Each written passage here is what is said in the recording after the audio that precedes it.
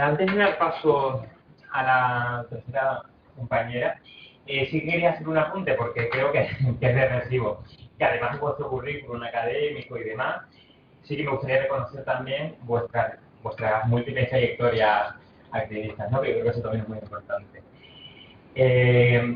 Retomo, Andrea, la tercera persona, compañera es Andrea Momoitio, lo he dicho bien. Ella es coordinadora de la revista feminista Pícara, es licenciada en Ciencias de la Información y es activista feminista lesbiana. Hola, buenos días. Bueno, yo quería hablar ahora un poco del papel de los medios en todo esto de la violencia machista y, bueno, y de Pícara, ¿no?, en particular.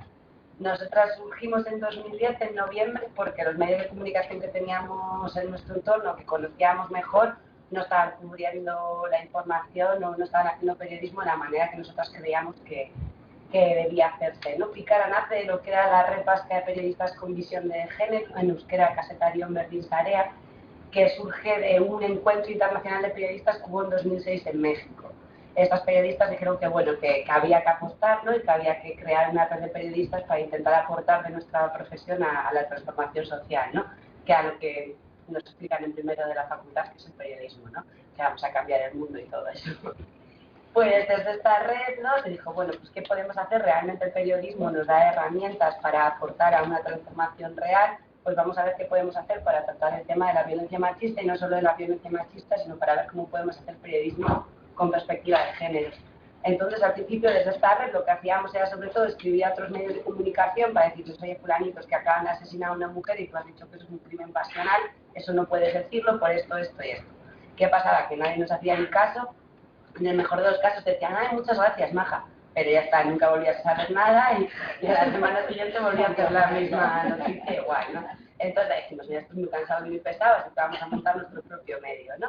Y nada, lanzamos Pícara así sin muchas pretensiones, desde luego sin pensar que 5 años después estaríamos aquí hablando de periodismo feminista con nadie, ¿no? Pero bueno.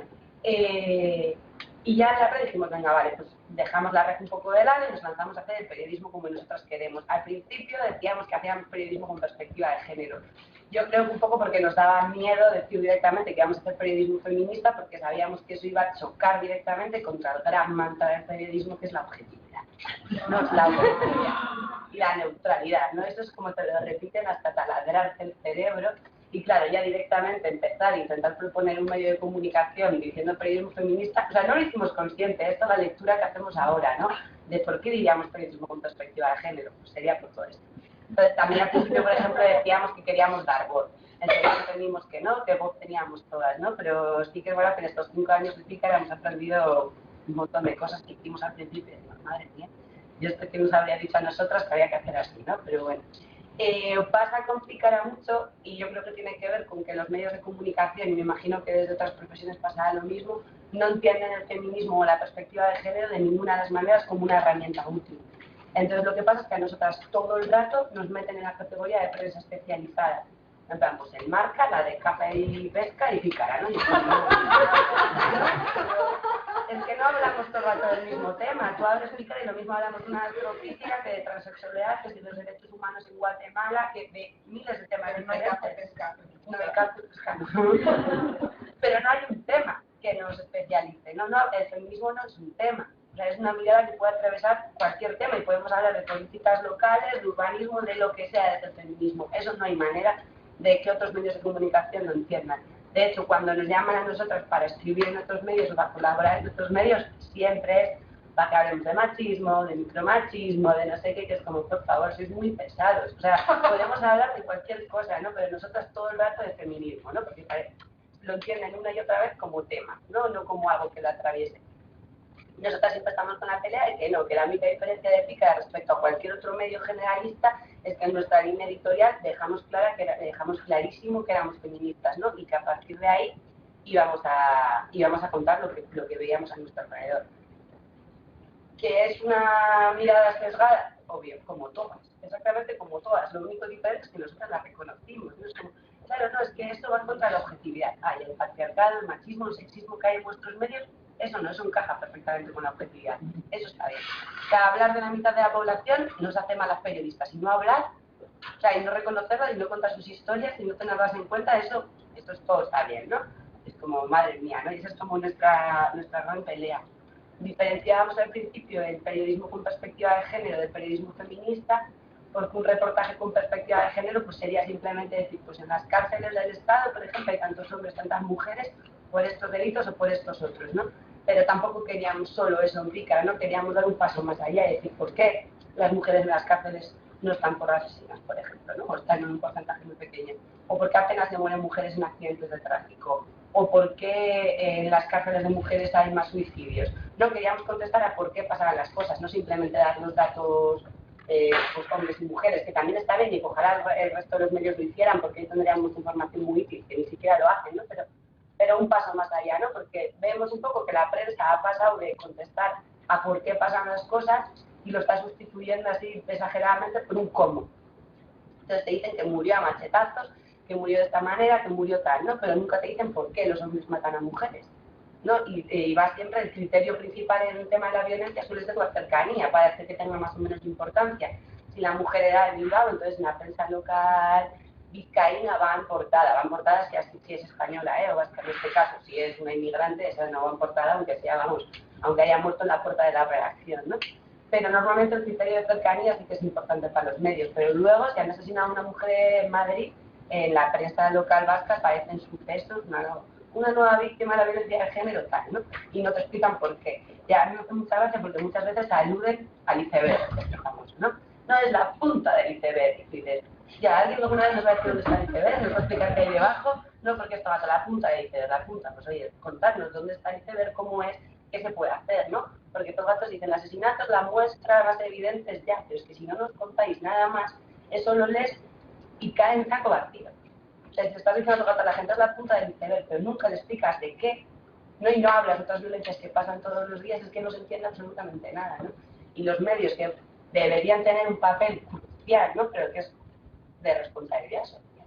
O sea, de que cualquier medio en su ideario tiene todos, yo creo que hasta la razón lo tendrá, pone que están a favor de los derechos humanos. O sea, es que solo por responsabilidad deberían tratar el tema de la violencia machista con más sensibilidad, o al menos preguntar muchas veces o reconocer sus propios errores. No, a ellos les da igual, ellos lo saben todo y ni preguntan ni piden disculpas cuando se equivocan ni nada. El otro día en el Correo, que es el periódico más leído en Vizcaya, publicaron una carta al director de un tal John García que era terrible. Que hablaba y argumentaba que la violencia no tenía género, que la manifestación de Madrid había sido una tontería, pero una cosa terrible. Y el periódico lo publicó y ya está. Y nosotros, claro, hicimos bastante campaña, en Twitter hicimos un hashtag que era el chorreo, diciéndoles que nosotros entendíamos que ellos habían recibido esa carta y que la publicasen, pero que les pedíamos, por favor, que diesen un contexto y que explicasen a sus lectores y sus lectoras que eso que estaba diciendo ese chico en esa carta era mentira. Que por supuesto que la violencia no tenía género, que no lo dejasen pasar como si nada, ¿no? Porque dejándolo pasar como si nada es como a nosotros, bueno, no esa, si nos llega esa carta igual la publicamos, yo creo que esa no. Pero en un medio generalista llega esa carta, vale, muy bien, la publicas, pero utilízalo como excusa para explicar a tu audiencia de qué estamos hablando cuando se habla de violencia de género, si es que te importa lo más mínimo, si no te importa, que ya está, publicas esta carta y ya está, y listo, ¿no? Y ahí hubo bastante polémica y nada, obviamente no han pedido disculpas, no han explicado nada de nada, y siguen hablando de crímenes pasionales, de murió por amor y estas cosas terribles que yo digo, o sea, no, es que no puede ser, es que alguien en primero de periodismo ya lo sabe, ¿no? Y luego la gente que está en las facultades va y no lo hace. Nosotros ahora estamos haciendo un monográfico en papel sobre el tratamiento de la violencia machista para medios. Va a ser divertido el momento en que empezamos a llamar a medios a ver quién lo quiere. Va a ser divertido, porque no sé yo si alguien nos decía, ay, sí, mándamelo, o sí, igual nunca abren el sobre, ¿no? Pero bueno. Y bueno, de Pícara ya quería decir que así yo creo que el principal cambio, porque prensa feminista en el Estado, además de Pícara, claro que ha habido antes, no mucha, pero ha habido, sobre todo las revistas así más, yo creo que más relevantes han sido la revista Andra, la revista Frida y el periódico Andra, pero la tendencia de la prensa feminista ha sido o bien de la prensa desde la academia, que se pronuncian desde cátedras de género, desde universidades tal, o prensa del activismo, ¿no? Entonces una revista de un colectivo que podía tener debates interesantísimos, pero si tú no estabas dentro de ese colectivo o no estabas dentro de la academia, como que en ninguno de los dos sitios encontrabas un medio que entendiese desde el principio al final, ¿no? Entonces nosotros sentíamos que faltaba todo el rato en toda la prensa feminista que había habido hasta entonces la figura del periodista o la periodista, que tradujera por un lado lo que está produciendo la academia y que contase lo que se está produciendo desde el activismo, ¿no? Entonces, bueno, yo creo que eso ha funcionado en Pícara porque hemos intentado al menos hacer más o menos accesibles las producciones más académicas, ¿no? Luego yo creo que también el uso del humor, por ejemplo, ha sido clave en la revista. El color, ¿no? Que estaba en la prensa feminista era como muy en blanco y negro y Pícara tiene color por todos lados. Las ilustraciones también, que desde el principio hemos apostado un montón, porque los medios de comunicación no solo es que traten mal la violencia machista, es que la representación que hacen en las imágenes de las mujeres también es terrible. Y realmente luego nosotras en el día a día nos damos cuenta de lo difícil que es intentar publicar un reportaje con una foto que no estereotipe. Para hacer la revista en papel necesitábamos buscar 3 o 4 fotos sobre los pies. Era imposible encontrar una mano en la que las que se viesen en la pancarta fuesen mujeres. Pero nos costó, es que no os hacéis una idea, pero muy, muy difícil. Al final tuvimos que poner una ilustración, una infografía y una cortarla. Porque era como todos chicos todo el rato, ¿no? O cómo hacer para hablar de religión y pederastia, por ejemplo. Y poniendo una imagen que no estereotipe, que no victimice, ¿no? Todo eso es un ejercicio de la leche y que muchas veces a nosotros nos cuesta y luego pensamos, ¿será que esto lo hacen mal aposta o será que de verdad las propias dinámicas y el día a día y el ritmo en el que vamos no da tiempo a, porque ponerte a buscar una foto que no estereotipa a una mujer es un trabajo. O sea, ahí tiene que haber una apuesta tuya importante, porque si no, no da. Porque cuesta un montón, porque buscas en internet, en bancos de imágenes, y es que no las hay, ¿no? Entonces, una vez más, tenemos que estar esperando todo el rato la voluntad del periodista o la periodista en cuestión para hacerlo, ¿no? Y claro, si estamos esperando que tener un aliado en todos los medios, pues bueno, en algunos ya lo saben y en otros va a ser muy difícil. Pero, y bueno, también la apuesta de Pícara fue intentar ampliar el concepto de violencia, ¿vale? Un poco como decía Lucas también, ¿no? Que hemos intentado hablar siempre de violencias machistas en plural, hablar de lesbofobia, hablar de transfobia, tenerlas todas en cuenta. Por ejemplo, un texto que fue muy importante en Pícara es un artículo que se llama Tetas y toros, que habla de la violencia sexual en contextos de fiesta, que en este caso hablaba de San Fermines, y con ese texto fue muy bonito porque realmente a raíz de Pícara ese debate saltó al resto de los medios de comunicación más tradicionales. Y bueno, al año siguiente el Ayuntamiento de Iruña aprobó un protocolo contra la violencia en fiestas, ¿no? Entonces eso son como que te da mucho subidón ver que realmente puedes incidir y entrar en la agenda de los grandes medios, ¿no? Que obviamente las noticias que eligen y no eligen también responden a una lógica muy patriarcal, ¿no? Entonces ver que un día de repente puedes colar uno de tus temas, pues da mucha alegría. Y bueno, yo creo que... Gracias.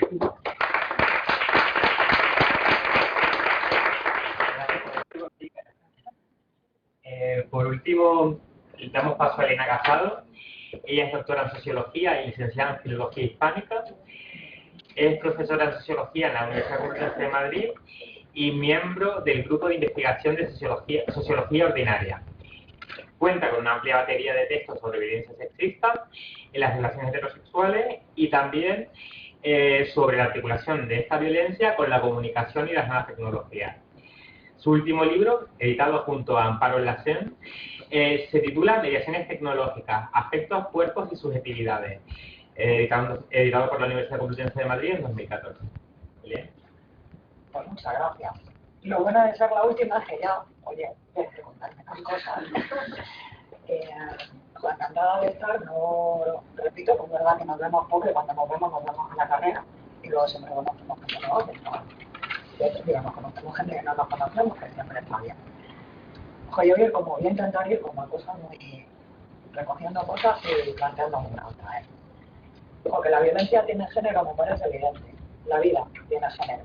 Nos sentamos distintos, nos enseñan a sentarnos distintos, a movernos distintos a todo. O sea, la socialización de género, esa dicotómica dura, claro que tiene género.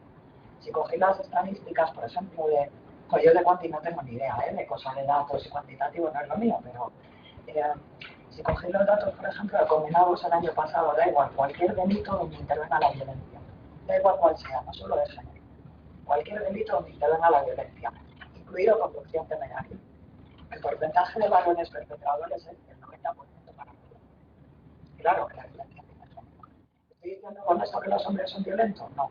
Estoy diciendo que el 90% de las personas violentas son varones. Parece lo mismo, pero no lo es.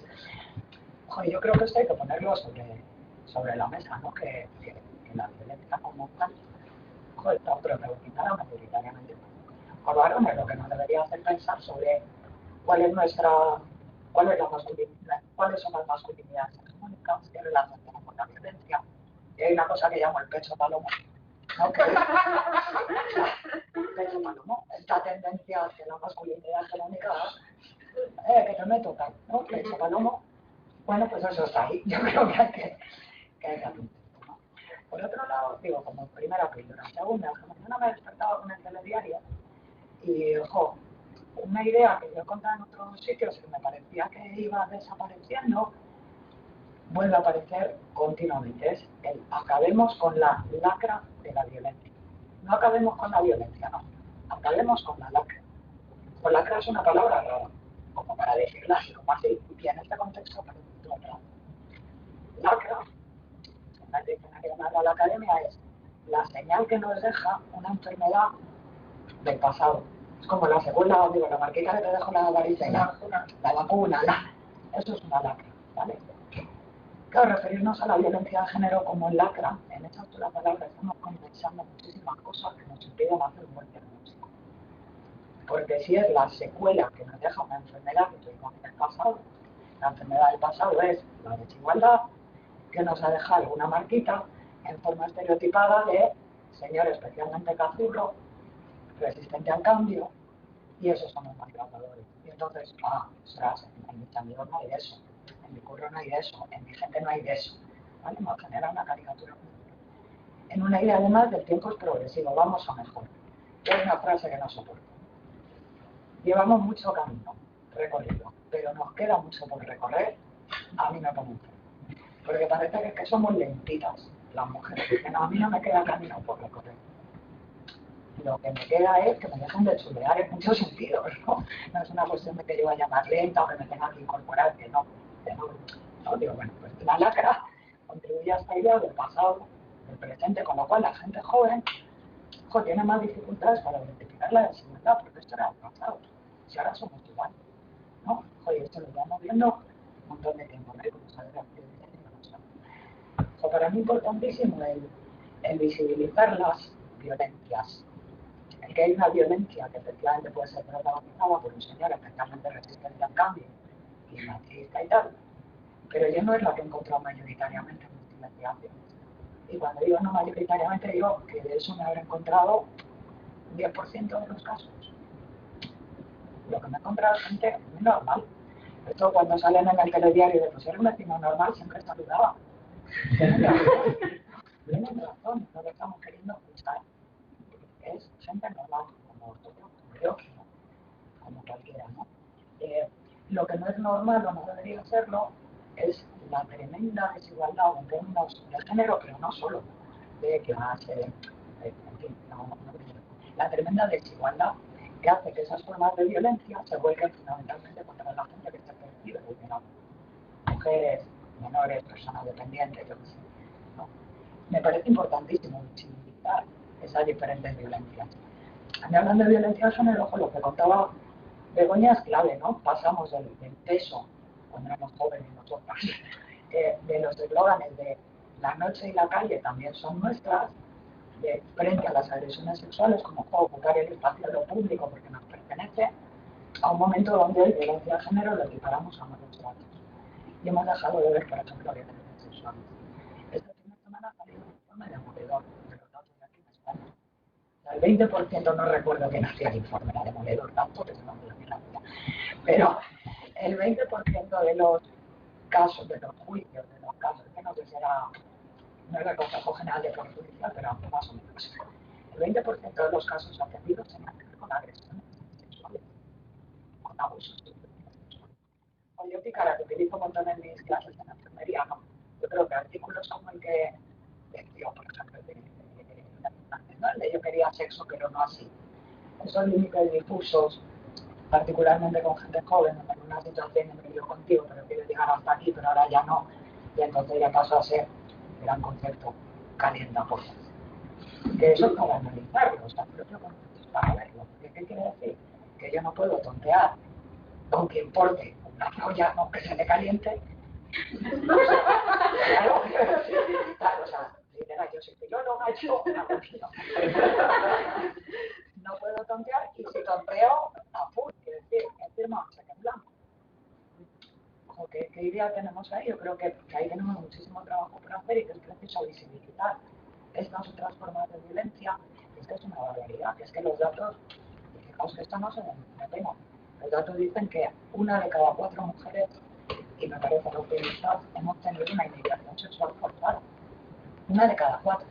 Pero es que hablan también del 15% de varones, a manos de otros varones, fundamentalmente. Y me parece que todo esto es importantísimo verlo. Y yo creo, por ejemplo, ahí Picara está haciendo una labor estupenda, ¿no? Yo creo que a veces hacemos con la violencia, como lo comentaba el otro día con Begoña por teléfono, ¿no? Cuando con críos o crías que han sufrido agresiones o abusos sexuales, cuando dibujan como un monstruo, ¿no? Un monstruo negro que entra por la ventana, luego en la mayor parte de los casos es un familiar, un conocido, un profesor, pero lo dibujan como un monstruo. Bueno, pues yo creo que socialmente hacemos lo mismo. Que no nos damos cuenta de que no es su problema, sea la violencia que sea, sino que es nuestro síntoma. Y que entonces dibujamos ese monstruo que es el maltratador, el violador, que es un bicho que aparece por la ventana con cuernos y rabo, perdón, y no nos damos cuenta de que este es mucho más cercano, que no es un monstruo raro, es la banalidad del mal, la que hablo. Es la propia normalidad de nuestras prácticas donde reproducimos la desigualdad. Y para no liarme, os he hecho un dato vinculado a esta última, un dato, un comentario sobre esta primera investigación. En esta investigación que hicimos sobre móviles, género y pareja,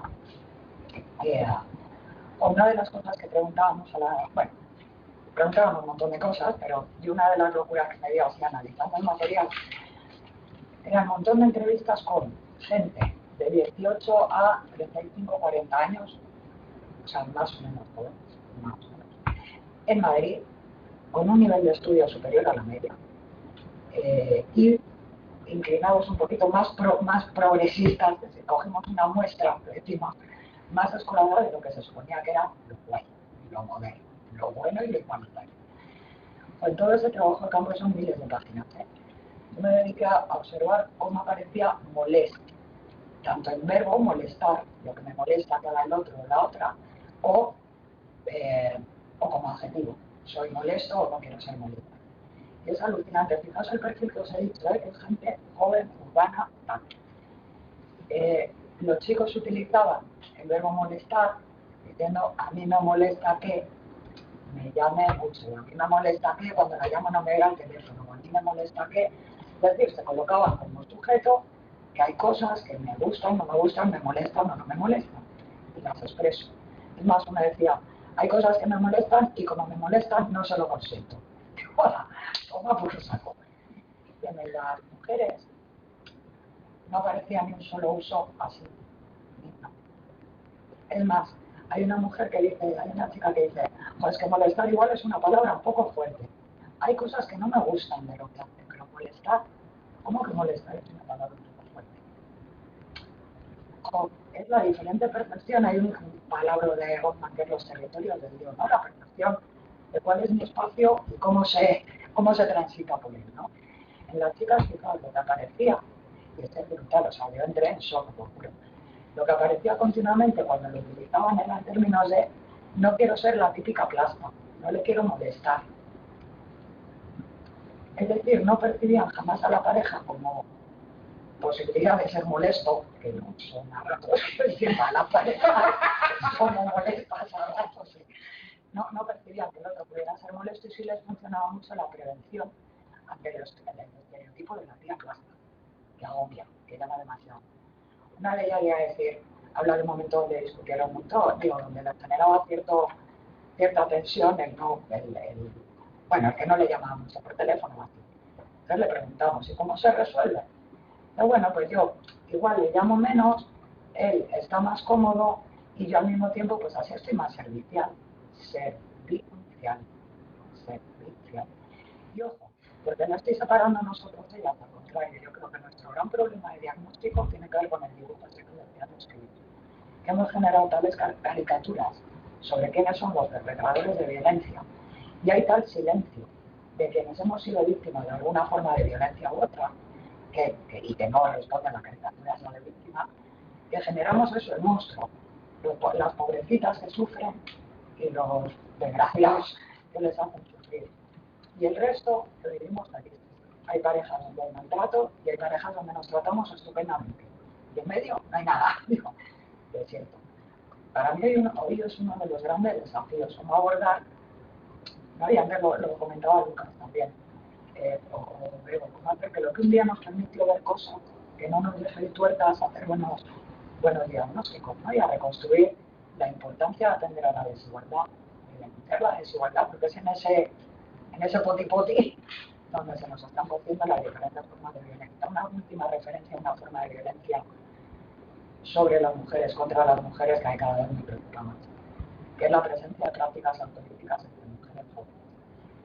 Ojo, yo doy clase en enfermería, es que cada vez estoy más metida en estos temas, y es alucinante, particularmente entre mujeres universitarias. Hay estudios que hablan de un 20% de chicas con prácticas autolíticas, y que en muchos casos, y ojo porque todo esto es todo muy borroso y no lo he trabajado casi, perdón.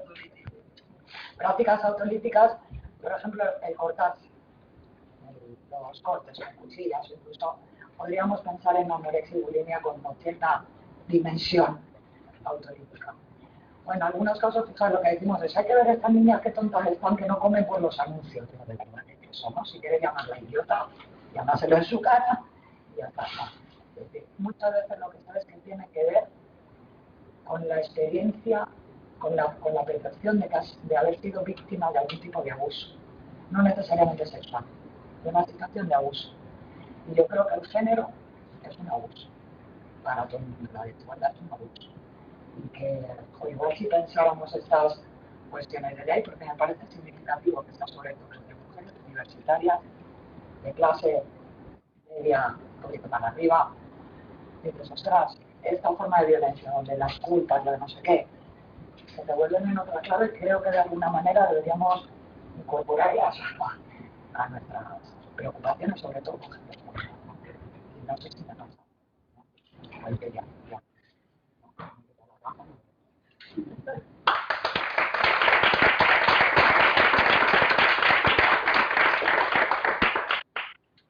Bueno, pues ahora toca que hablemos un poco todas, ¿no? Que planteéis un poco qué cuestiones os han pasado por la cabeza mientras las compañeras hablaban. ¿Se anima alguien a hacer la primera? Bueno, muchas gracias por sus exposiciones, muy interesantes. Yo estaba leyendo hoy una noticia que hablaba de las mujeres migrantes con las dificultades que tienen a veces para denunciar la violencia ejercida contra ellas, ¿no? Entonces, en todo esto, ¿cómo influye también el racismo, ¿no? Y bueno, me gustaría un poco que comentarais. Pues sí que he salido en algún momento esa interseccionalidad con el tema de la clase social y también con el tema de las migrantes, ¿no? Que comentamos tú. Pero bueno, que comentaréis un poquito más sobre eso, ¿no? Cómo al final también hay esa intersección de violencias y las dificultades, ¿no? Y luego, un poco reflexionando sobre los alcances y las conexiones de estas violencias, ¿no? De la micro a lo más amplio y luego de las relaciones internacionales.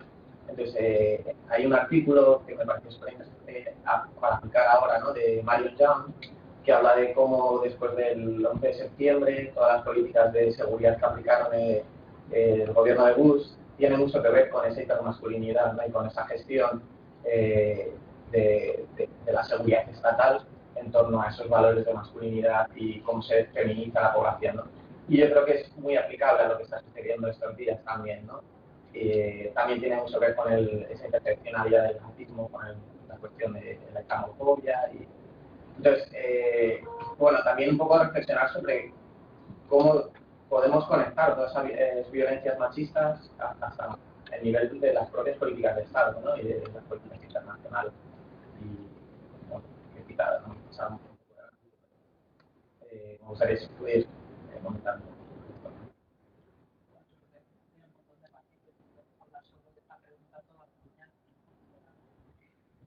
Esta cosa una cosa que a lo mejor está diaria, así que uno la idea de la obligatoriedad de la denuncia.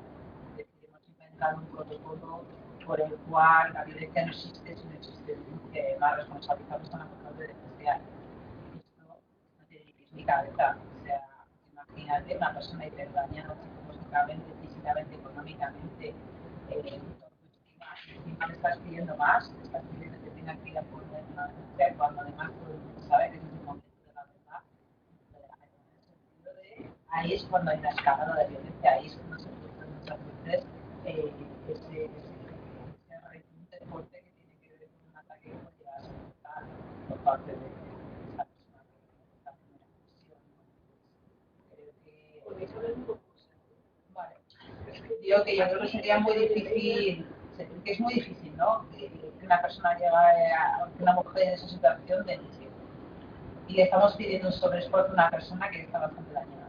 Yo creo que nos tenemos que pensar si la responsabilidad de o sea, la persona que vive la violencia es encima la responsable de denunciar. Esto es injusto. Es decir, todas las personas que estamos viendo alrededor de lo que está sucediendo no tenemos ningún papel. Todas las personas que colaboramos a mantener o disminuir esto, todas las investigaciones sobre el acoso escolar, que es muy parecido, está diciendo el papel de las personas que miran es la mejor manera de desactivar un clima en el que la violencia es posible. Si tú quitas bullying y pones violencia, ¿no?, contra las mujeres, creo que funciona igual. Creo que hay un montón de gente que observa, que mira, que participa, que alienta, que no alienta, que dice aguántate, porque claro, tienes hijos, y sobre la mujer tendré muchas frustraciones, pero igual no se me hace. Lo de las denuncias en los medios es una pasada, todo el rato había denuncias, no creo que aporta eso ahora. Yo te contestaría varias cosas. Me parece absolutamente pertinente lo que acabas de explicar. En este momento, yo esta semana, no estoy, yo generalmente estoy preocupada. Sí, porque tengo esa tendencia. Pero esta semana estoy mal. Y estoy preocupada porque no veo mucha salida. Entre otras cosas, hay algo que quiero conectar con la que acaban de decir.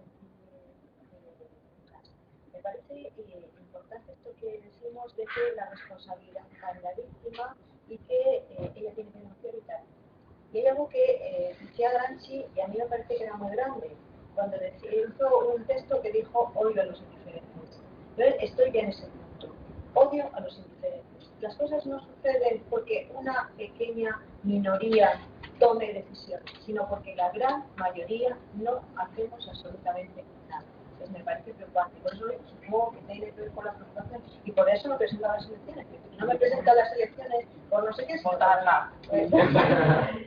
Sino porque creo que somos todas las personas y podemos hacer algo para transformar. Y en ese sentido, que todas las personas podemos hacer algo para transformar, me parece preocupante, más preocupante es lo que pasa esta semana. Creo que estamos imponiendo la lógica de la guerra. Esa lógica de la guerra que se habla de la guerra contra el yihadismo, que atraviesa todas las capas y que llega hasta la guerra en tu casa, la guerra en tu vida, la guerra en tus afectos. Y que lo peor de todo es que lo estamos recogiendo en este ámbito. El otro día me enseñó un compañero una pancarta que había en la salida de ¿era Usera? Creo que era Usera, que ponía el mejor maltratador, no, un maltratador muerto, no asesino. Esta es la lógica de la guerra. Yo lo hablaba con Elena, tomándonos un café, como vayamos por el primero no es la lógica que hemos estado trabajando y que intentamos hacer pedagogía, una pedagogía que tiene que ver con la educación afectivo-sexual, que nos enseñan a leer, nos enseñan a escribir, pero no nos enseñan a relacionarnos ni a resolver conflictos ni a negociarlos. Pero además, es que desde el punto de vista práctico, llevamos todas las de perder. Como empecemos a pelear, o sea, es que llevamos las de perder, o sea, eso me parece importante. Y luego hay otras cosas con el tema que tiene que ver también con el tema del racismo. ¿Quién pierde? Siempre pierden los mismos, siempre pierden los de abajo. Hubo unos años, claro, es que lo he hecho muy rápido, pero en los años 90, cuando sube el número de denuncias, y en algún momento hay algún repunte de asesinatos, incluso, es que todos nos despachamos diciendo y todas diciendo, es que mucho inmigrante. Han subido los casos de violencia porque ha venido mucha gente extranjera, entonces nos quedamos tan tranquilos, ¿no? Entonces nos lo vamos por ahí. Por otra parte, el tema de las mujeres inmigrantes lo tiene mucho más difícil, no solo porque tienen que denunciar, sino porque muchas no tienen red de apoyo. Y lo de la red de apoyo es fundamental. Una mujer que está, tal y como el descrito, cierto lugar, es imposible que denuncie si no tiene alguien que le ayude, ¿no? Y en último lugar esto, que tenemos una ley de extranjería, señores, y por ejemplo el tema de la trata no se está tratando como la atención a las víctimas, sino que se está tratando como que no se me queden aquí inmigrantes que no tenían que estar. Entonces prevalece una política de seguridad ciudadana en sus términos, que lo que hace es que cuando llega una denuncia que está tratada, cogen y la llevan para su país. ¿Cómo va a ir a denunciar? De todo se trata. Yo solo añadir la pasión compartida por Iris Marian Yao, a mí me parece que podría ser obligatorio. En un texto que localiza la pasión podría ser obligatoria. En un texto, aparte ahí que tú comentabas, ya en un texto mucho tan viejo que podéis localizar en tres fácil, y se titula La democracia y el otro. Y a mí me parece que es una crítica a la democracia, a la idea esta de democracia habermasiana, comunicativa, tal. Me parece la bomba para pensar que hay. Luego, ya alguna de las situaciones más terribles que he visto en parejas haciendo trabajo de campo y así, ha sido en parejas mixtas, con chicos de aquí, donde se cruzaba, claro, ya no es la relación de poder en términos de género, sino además el que depende de mí para la regularización, el que... Pues ahí he visto unas cosas tremendas, ¿no? Confirmando efectivamente si no empieza la martillo del cielo tengan los clavos. O sea, que cuantas más... Sí, cuantas más dinámicas de subalternidad y de desigualdad atraviesamos la situación, bastante peores condiciones. Y una cosa rápida como de la denuncia. Pues efectivamente no añade nada, no... Esta insistencia, además, ¿qué tipo de sociedad tenemos en la cabeza cuando el recurso fundamental es ese? Es la de un individuo que acude al Estado con eslóganes tan potentes como si tú no dices nada, nadie puede hacer nada por ti. Y me quedo tranquilísima, o sea, con ese eslogan acabo de estar muerta, ¿no? Entonces, el cómo, ¿sabes? Se me ha ido, no sé qué con eso.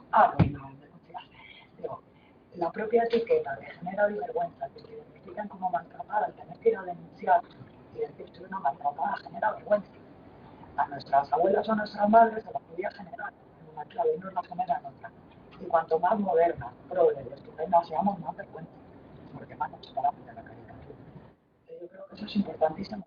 Yo cuento siempre a una amiga que yo le estaba insistiendo en, pero date cuenta, te está maltratando, tú eres una maltratada, tienes que denunciar. Y ella me dijo, me pareció contundente, me dijo, no, él no es un maltratador. Lo digo literal. Él es un hijo de puta, pero este hijo de puta no acaba con mi vida. Yo no soy un pero este hijo de puta no acaba con mi vida. Y dice, me vale, porque en todo caso lo importante es ver que hay una relación desigual, cómo salimos, cómo te proteges y cómo esto no se sigue reproduciendo. Y luego denuncias, pues creo que son otras formas de solventar muy apoyadas en redes, en amigas, en amigos, en oye, mira lo que me está pasando. Para mí ser un indicador claro para detectar violencia en jóvenes y en no jóvenes es cuando las parejas se mosquean porque hemos compartido con una amiga como estoy. Si yo estoy triste y lo comparto con mi amiga Begoña, y mi pareja me dice por qué cuentan nuestras cosas, ahí hay un problema. Porque una cosa es respetar la intimidad y otra cosa es que se ponga en cuestión mi derecho a compartir mi malestar, con mi alegría, con mi tristeza, con la gente que me aprecia. Para mí esa ha sido la prueba del algodón. ¿No? Cuando alguien te dice para qué cuentas, porque me lo da porque es mi cosa y es mi cosa. Claro, con todo el tema de la islamofobia, yo tengo la sensación de que se está generando este enemigo tangible de todos los temas. Me gusta mucho la idea de los monstruos, a la cual he llegado trabajando mucho con la idea de la discapacidad, que en el fondo es lo que enseño, discapacidad, adaptación en estas cosas. Y yo creo que se está materializando uno de los temores, de los muchos temores que podemos tener todos, y aquí es un temor muy conocido, es el personal, ¿no? Racializado, hipersexualizado, todo lo que quieras. Creo que es muy útil para las políticas de miedo, es muy útil para generar una ola instantánea como el sofistante, conservadurismo, y nos hace mucho mal. Nosotros percibimos que pues, todos son velos, los colombianos son velos, de alguna manera, de otras son distintas, la gente puede decidir estar en ese espacio sin que eso sea negativo para ellas, y es que genera no sé, he visto racismo express instantáneo en espacios donde yo no había visto eso antes en cuestión de días y me preocupa muchísimo porque me genera desafección. Es que de pronto yo no sé con quién estoy cuando la gente entra tan fácil en estos rollos, ¿no? Porque ¿qué miedos tienes tú que esto encaja también contigo para señalar a unas personas que no conoces? En general, eso de siempre es el otro que no conozco, que es pobre, que es oscuro y que donde la feminidad es feminidad era masculinidad es masculinidad. Yo creo que hay mucha gente trabajando en este ámbito y que este lugar, donde la juventud, es un sitio donde tenemos que preocuparnos de estas cuestiones, porque de racismo nos va muy mal, y nos va muy mal para las cuestiones de género, para la juventud, para todas ellas, porque estamos atravesados por todas ellas a la vez. Es que no solo somos una cosa a la vez, es decir, aquí se denota la cuestión de la juventud y cuánto fue la juventud, pero claro, ya la persona que tenéis al lado, aparte de jóvenes, un montón de otras cosas, ¿no? Y no somos solo una cosa de la entonces, creo que este es el lugar que cambió mucho de la oportunidad que estamos observando aquí. Nosotros también. A mí se me ocurre una cosilla a corazón de lo que había del tema de la denuncia, por un lado, y por otro lado, respecto a la estrategia punitiva hegemónica en la lucha contra la trata, se me ocurre también, porque es un tema que yo llevo dándole vueltas durante los últimos meses, sobre todo en relación a la violencia de género también, pero también el tratamiento de la LGTB-fobia, ¿no? Y es la individualización de los fenómenos sociales, ¿no? Como el tema de la denuncia y la existencia de la denuncia, que ocurre también en el tema de las agresiones LGTB, lo que está lanzando es un mensaje de que no es un fenómeno colectivo y por tanto político, sino que es un fenómeno que se mueve en el marco de una dicotomía muy simplista y creo que este discurso, que creo que es uno de los elementos del discurso conservador del que hablaba Platero, pinta un futuro muy negro. Yo no sé cómo lo veis vosotras, la cuestión de... Sobre todo también porque creo que no es nuevo, aunque que debo decir tampoco que no es nuevo, la idea de la caricatura de la víctima del maltratador, y tampoco el discurso de los maltratadores son enfermos, etc. ¿Cómo veis vosotras? A mí me parece fundamental cuestionar estas visiones que parten de individuos además abstractos, sin cuerpo, es el individuo que está, ¿no? No tiene cuerpo, no tiene color, no tiene monedero con más o menos letras, no, es el individuo. Me parece clave. Yo, desde luego, para mí, en mi experiencia vital, el compartir, o sea, el generar espacios para conversar, para compartir, para entendernos, para pensarnos, para reírnos, o para mí ha sido básico. O sea, yo que no entiendo ni ser Elena sin haber pasado por la Asamblea de Universidad, por ejemplo, donde en gran medida hacíamos eso. Eran los grupos de autocontentar, que no te enseñas un texto como te sigue haciendo, y a partir de ahí no hace sentido de lo que te pasa, entiendes que lo que te pasa no me pasa a mí individualmente, sino que eso pasa en otros contextos, en otras situaciones. O sea, para mí es fundamental el volver a poner sobre la mesa lo común, la construcción de lo común, la colaboración, las redes de solidaridad, incluso, y desde luego para tratar, por ejemplo, la campaña de la tarjeta roja a mí me parecía el horror, ¿no? Le expulsamos. ¿Por qué? Porque ya lo que él hace no forma parte de lo que piensa la sociedad. Digo, anda tú. Y encima lo expulsamos. Yo siempre digo, no, si alguien está en situación de maltratar a su pareja, de tratarla mal.